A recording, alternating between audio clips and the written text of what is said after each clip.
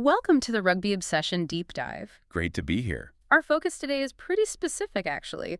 We're looking at the sources around the Springboks' huge Rugby Championship win. Huge is right. Historic, even. Exactly.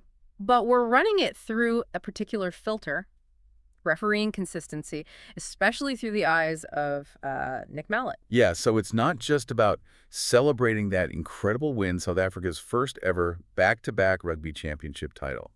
That nail-biting 29-27 victory over Argentina at Twickenham. Which was fantastic viewing. Absolutely. But it's also about digging into the scrutiny on the officiating that came straight after. Mallett had quite a bit to say. He did. It was a massive win, loads of character shown, but almost immediately the chat turned to the refs' calls. The sources called it the big talking point, how Canan Moody was handled. And look, before we get right into those calls, just a quick reminder, make sure you subscribe to the Rugby Obsession feed. Do it right now so you don't miss any of our future deep dives. We cover the game from, well, every angle. Good call. So, yeah, the Moody situation, it really kicked off early, didn't it? Almost straight after the whistle blew. It did. Moody got hit with a yellow card from referee Andrea Piardi. Head contact on Juan Cruz Malia, the Pumas winger. And seeing that yellow card so early, it immediately shifts the whole feel of the match, the pressure. And that's where Nick Mallett first weighed in, according to our sources. He felt that initial yellow was harsh, just too harsh. Yeah, his argument seems to be less about the contact itself and more about how rigidly the rules are being applied now, like almost zero room for judgment. He focused specifically on the force, didn't he? That seems to be the key word here. Exactly. He wasn't denying contact happened, but he questioned if it warranted a yellow.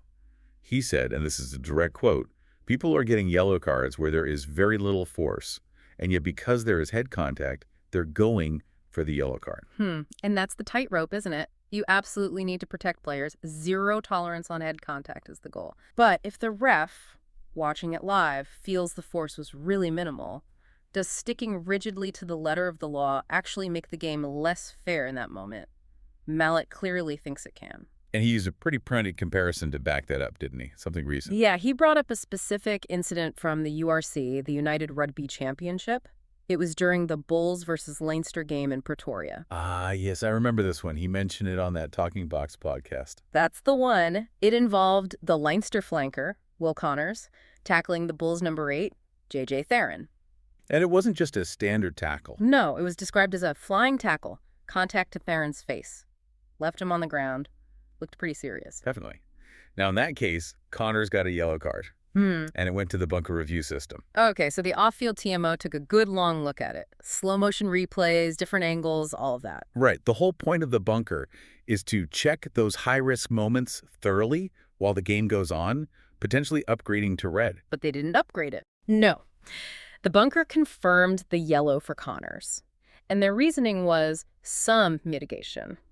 They argued Theron diffed slightly just before impact. Mitigation. Right, and Mallett wasn't buying that. Not at all. He was actually commentating on that URC game live for SuperSport, and he was apparently adamant it should have been red. He just didn't see enough mitigation there. So what was his counter-argument? Why red? He argued Connors accelerated into the tackle and that he only started bending at the waist right at the point of contact. So his head was still level with Theron's. Ah, so direct contact, head level, and acceleration into it. Yeah, Mallett called it head-on-head with force. There's that word again, force. Okay, I see the connection he's making now. Exactly. So Mallett's looking at these two incidents. One, Connors tackling Theron face contact, player down, looks forceful. Mallett thinks it's red, but it stays yellow. Right.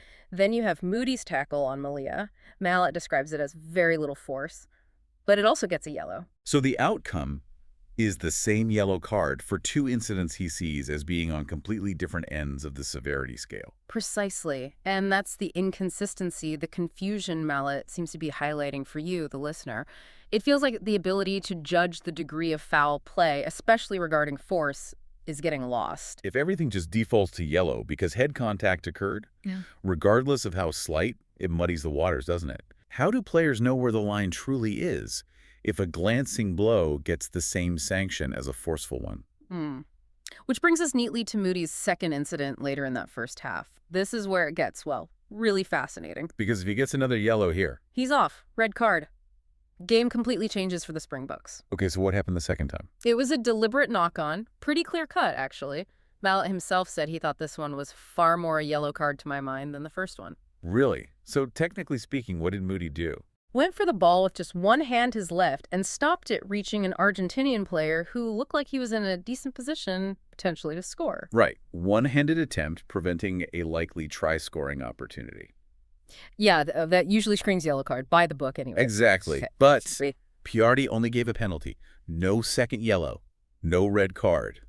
Moody stays on the pitch. Wow. Okay. And this is where Mallett's theory about the referee's psychology comes in. This is the core of it. It's quite a leap, but it taps into the immense pressure these officials are under. Mallett suggested Piardi might have been self-correcting. Self-correcting, what do you mean? The theory Mallett floated was maybe the ref realized, perhaps subconsciously, that he'd been a bit too harsh with that first yellow card on Moody, the one with very little force. And so, faced with this second, clearer yellow card offense, he thought, perhaps I overreacted there. I'm going to even it out by giving a penalty here and not a yellow card. Yeah. A sort of subconscious balancing act. That's quite something. Suggesting a referee might intentionally not apply the rules strictly on a second offense to compensate for a perceived error on the first.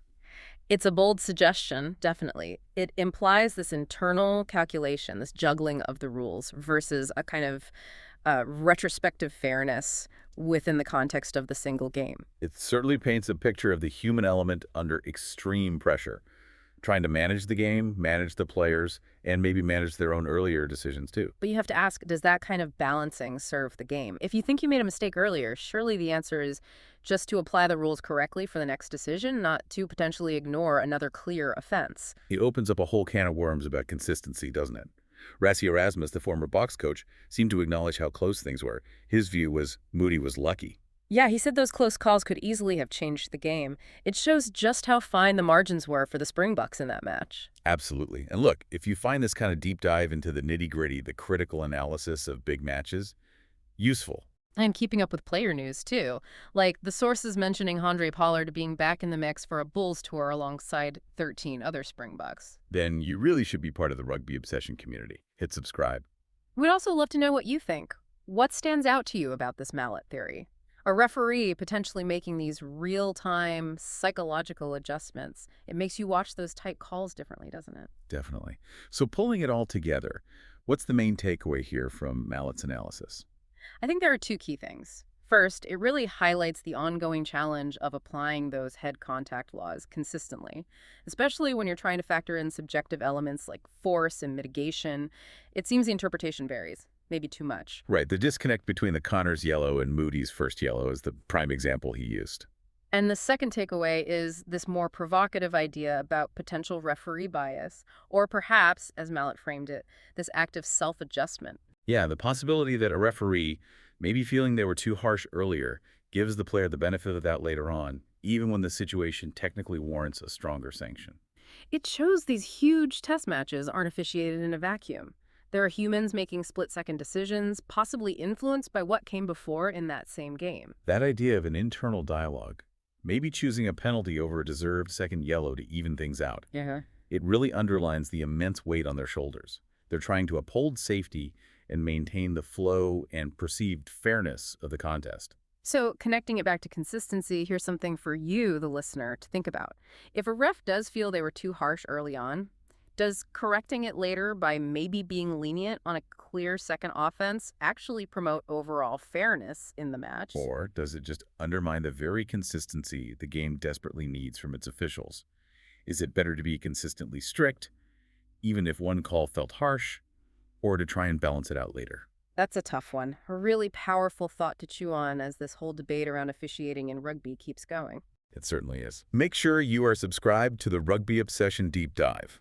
We'll bring you more expert analysis on all the game's biggest talking points. Thank you for listening to the Rugby Obsession Deep Dive, and we will look forward to you listening to our next episode.